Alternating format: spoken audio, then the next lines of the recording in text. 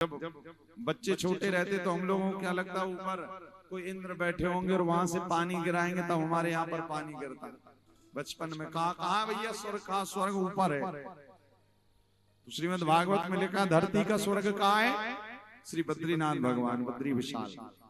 यदि आप बद्री विशाल जाओगे ना कभी, तो बद्रीनाथ से थोड़े ऊपर माणा गांव है और माणा गांव के वहां पर स्वर्ग द्वार है।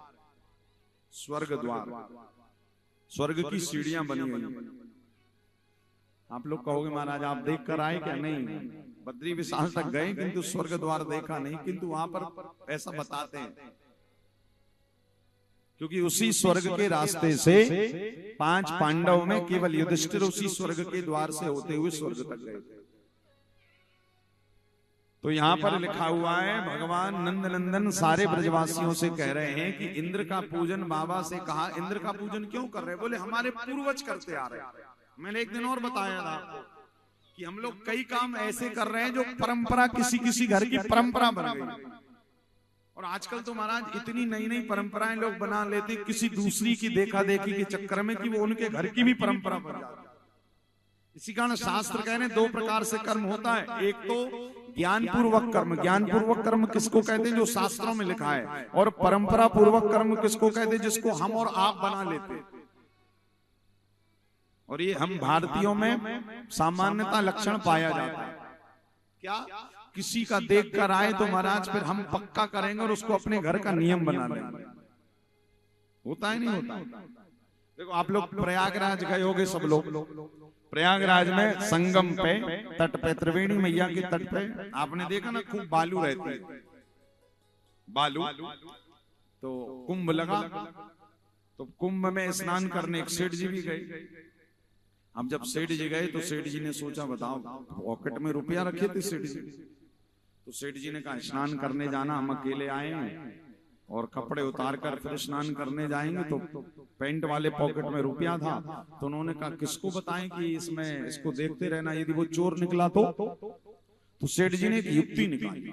सेठ जी ने बहुत सारी बालू ली और उसी बालू के अंदर अपने कपड़े छिपाए और इतनी बालू को लगाया कि वो साक्षात शिवलिंग बना दिया।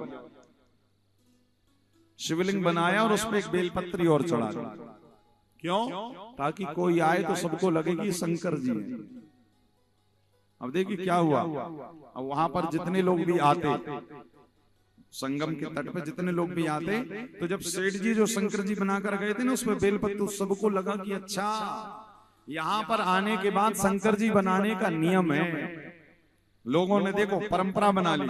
अब जो भी आता वहीं पर वो वैसा शिवलिंग बनाकर और एक बेलपत्री चढ़ाकर चला जाता। हम एक जब मुंडेश्वरी मैया का दर्शन करने गए तो वहां से उतरे तो वहां पर भी हमने देखा कि ऐसे जमे हुए थे पत्थर। हमने कहा पक्का कोई ना कोई एक आध बार आया होगा, उसने 5-6 पत्थर रख दिए होंगे, यहाँ का नियम बन गया। अब जो आता वही जमाता है। हमारे ब्रज में भी कई जगह नियम है पत्थर जमाने का, बालू में घर बनाने का। क्यों बना रहे? बोले भैया घर बनाएंगे तो हमारा भी बड़ा घर हो जाएगा। नियम बन गया। तो अब जब सेठ जी स्नान कर रहे थे उतनी देर में वहां पर लोगों ने इतने शंकर जी बना दिए और सब पे बेलपत्री चढ़ा दी। अब जब सेठ जी नहा कर आए तो सेठ जी सोच रहे इतने सारे शंकर जी तो हैं, हमारे वाले कहाँ गए? क्यों? क्योंकि सेठ जी के शंकर जी के अंदर माल रखा था। तो सब में देख रहे हमारे कहाँ गए, हमारे। अरे राम राम बताओ। तब सेठ जी ने माथा पीटा, रे राम राम राम।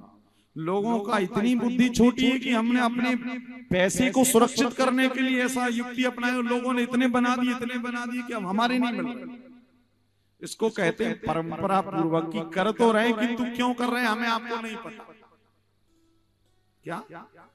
अब हमारे भाई लोग तो फिर भी ठीक है, माताएं यदि कहीं सुन लें कि अरे बगल वाले ने तो ऐसा किया था, रातों रात करोड़ों रुपया की लॉटरी लग गई, तो कहती अब तो हम अपने घर में भी करें। होता है कि नहीं होता? एक घर में मैया ने अपने बेटे का विवाह किया। तो अब जब विवाह किया तो आपने देखा ना माताएं विवाह में बड़ा व्यस्त रहती है।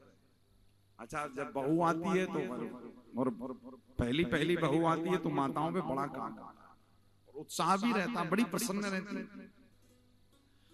तो एक घर की सास खूब तैयारी कर रही थी शादी की, विवाह की, इतनी तैयारी कर रही थी, इतना काम चल रहा था, इतना काम था कि एक उसी समय काम जब करती थी तो एक बिल्ली बड़ा परेशान करती थी उसको। तो उसने कहा क्या करे, इस बिल्ली का बहुत परेशान करती है। तो उस बिल्ली के ऊपर उस सास ने, उस भैया ने क्या किया, टोकना होता ना, उस टोकने से उसको ढक दिया। और जब टोकने से उस बिल्ली को ढका, तो अब इतने काम में वो उस बिल्ली को टोकनी से बाहर निकालना भूल गई। अब काम करती रही, बेटे की शादी नजदीक आ गई। अब जिस दिन बेटे की शादी थी, अब बिल्ली ढके ढके 2-3 दिन हो गए।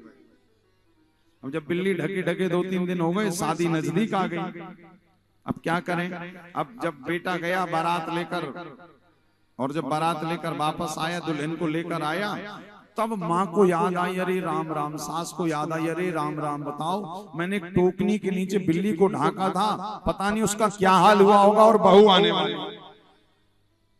देखिए परंपराएं कैसे जन्म लेती हैं।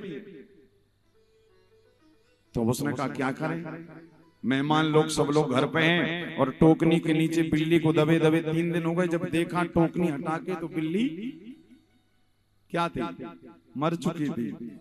अब सास ने कहा नई बहू घर में आ रही है, बिल्ली मरी है, तो क्या करें। तो सबसे कहा कि अरे बहू को अभी मत अंदर आने दो, बाहर ही रुको, अभी एक काम और रह गया। ये नहीं बताया कि बिल्ली मर गई, कहा एक काम और रह गया है। क्या रह गया, बोले वो कोई नहीं करेगा, केवल मैं ही करूंगा।